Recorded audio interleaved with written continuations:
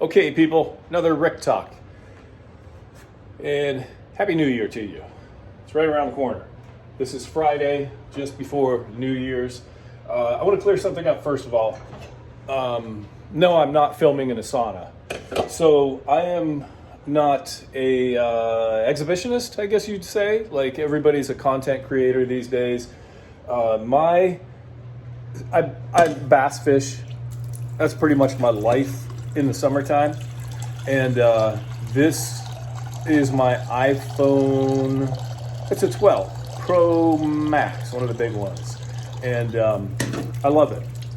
However, last summer I dropped it a little too many times in the boat, and my the selfie part of the camera, something's wrong with it. It's either that or the software. And when I took it in,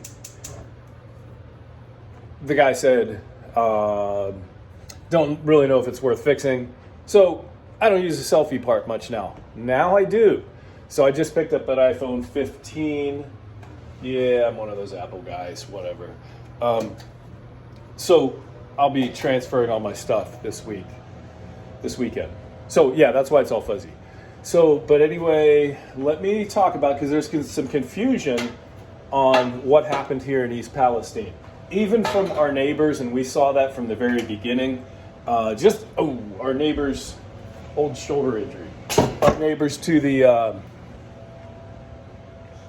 just adjacent to us, like Columbiana, some people in, a lot of people in Youngstown have no idea what happened, and they think it's all okay here.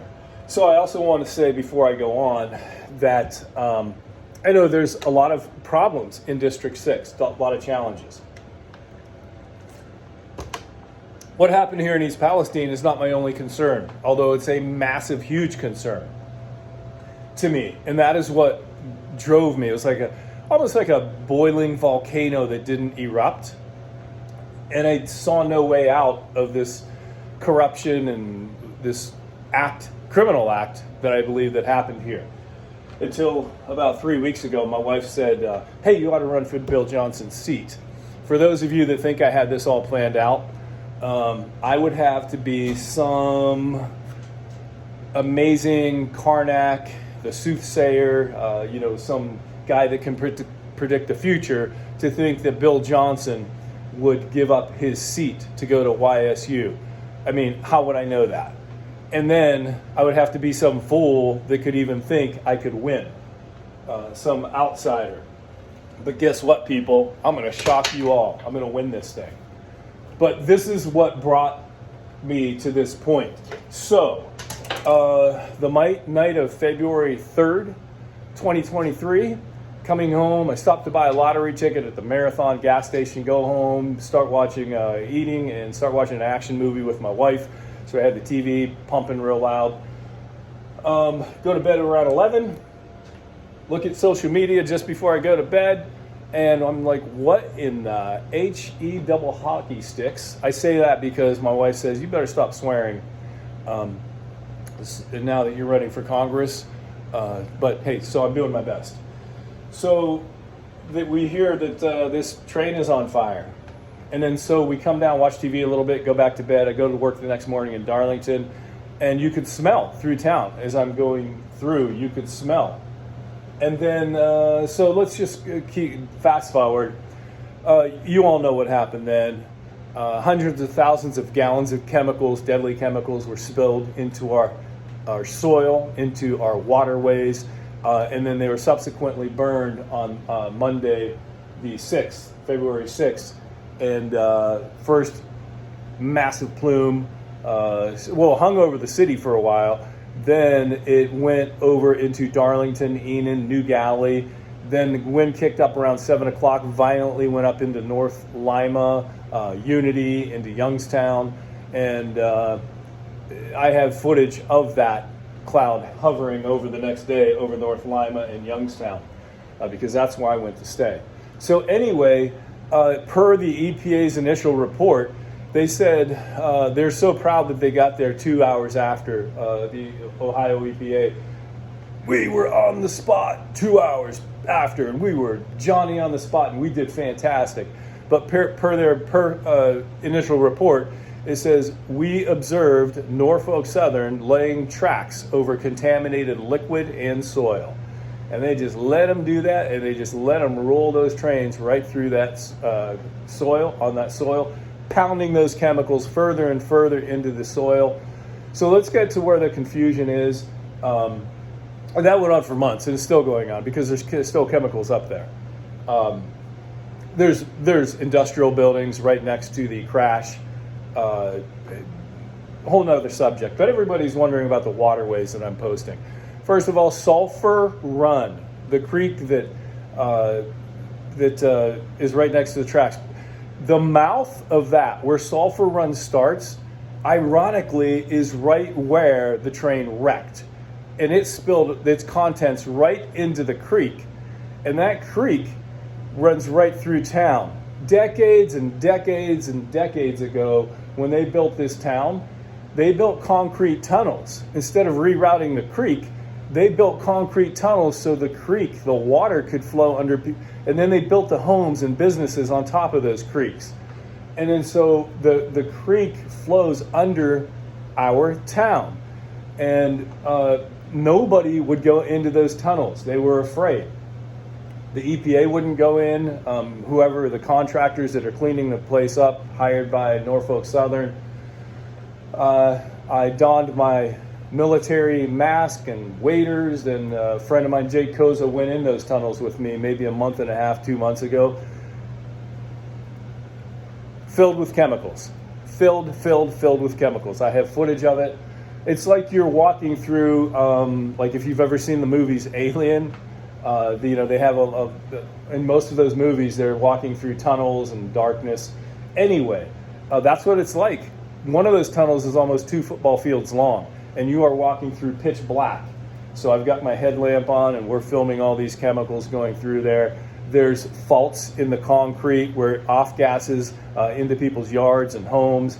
And then there's storm drains where as the chemicals off gas, presumably it will go back up because water can come down those storm drains, but the fumes from the chemicals can go back up as well and go into people's property. So then that creek meanders down about a mile away from the crash site into the park. You know, initially most of my filming was done in the park and below.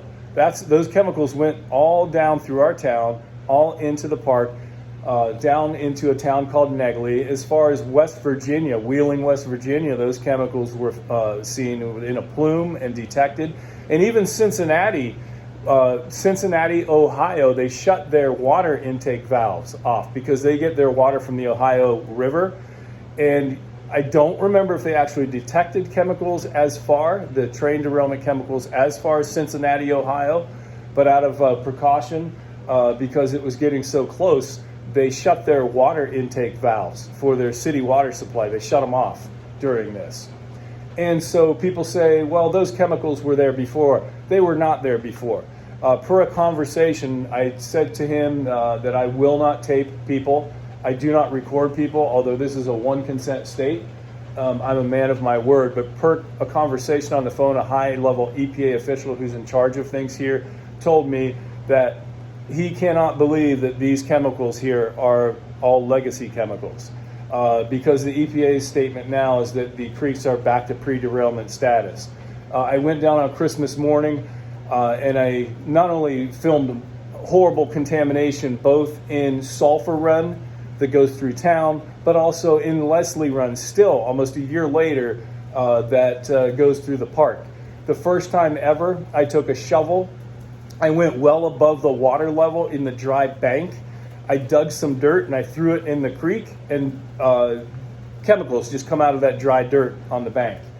Also, you know, these creeks are like the lymphatic system of the human body, or the cardiovascular system.